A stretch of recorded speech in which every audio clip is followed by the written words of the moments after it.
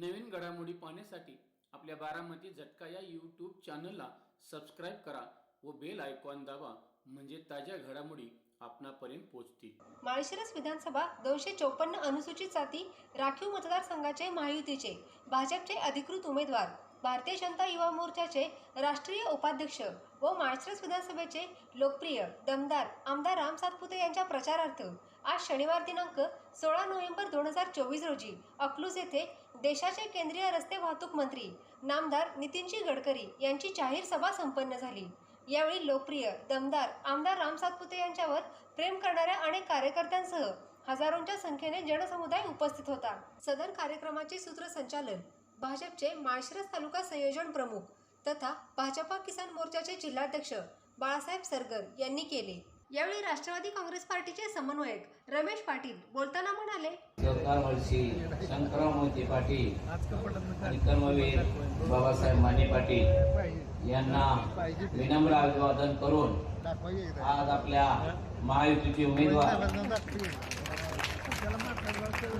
आमदार राम सातपुते साहेब यांच्या प्रचारानिमित्त आपले देशाचे केंद्रीय मंत्री आदरणीय गडकरी साहेब हे काही क्षणामध्ये येत आहे.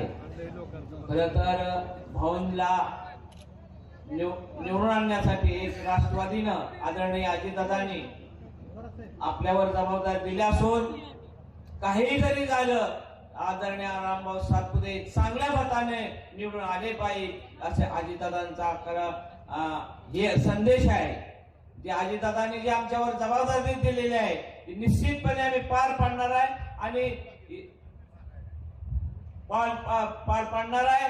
खंबीरपणाने आम्ही रामभाऊ सातपुते यांच्या पाठीशी राष्ट्रवादी काँग्रेस पक्ष खंबीरपणाने उभा राहिलेला आहे आणि निश्चित सातपुते साहेबांना विजय करतील आणि आपल्या माढा लोकसभा मतदारसंघात जे 17,000 लीड दिलं हे तुमचं माझा लीड होतं का त्यांचं होतं हे रामभाऊ सातपुतेंना विजय करून दिल्यानंतर त्यांच्या लक्षात येईल ही 70,000 लीड कुणाच होतं.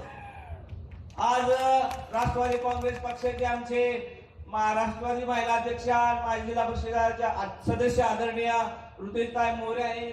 अनेक जण सर्वच पदाधिकारी या ठिकाणी आहेत आणि प्रामाणिकपणाने आम्ही सातपुते साहेबांच्या पाठीशी उभा आहोत. आमचे मित्र जयकुमार शशिकांत माने देशमुख आहेत आणि आपले माळशिरसचे नगराध्यक्ष आप्पासाहेब देशमुख सुद्धा आहेत. आप्पासाहेब 61च्या खाली येईपर्यंत आपण 50,000 लीड हे देणार आहोत आणि हनुमानापासून तुम्हाला आज सांगतोय कधी जर नाही मिळलं तर कधी मी स्टेजवरून भाषण करणार नाही ही माझी निर्णय घेतो. एवढं सांगतो.